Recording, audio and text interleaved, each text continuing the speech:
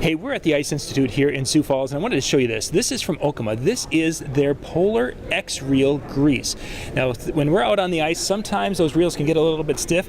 Well, we're going to take a look at a way to kind of use that winter lubricant to make our reels go better. How would we go about doing such a thing? Well, here, what I've got the reel, spinning reel, basically, and I'm going to just take off the spool.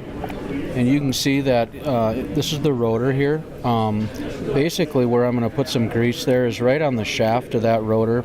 You notice when I turn the reel handle, that shaft is isolating up and down. Yep. And so I'm going to put some grease right in there, and that really will aid in, especially the outdoor, obviously up here in the Midwest.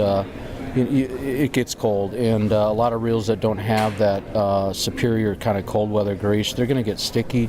Our reels, the Okuma reels, the same ours, they have that grease from the factory in it, but now we have it in a tube that you can purchase and put it in any reel spinning wise for your outdoor fishing. So Nice. And of course, this is the little tube right there, and that will last you a long time taking care of your reels.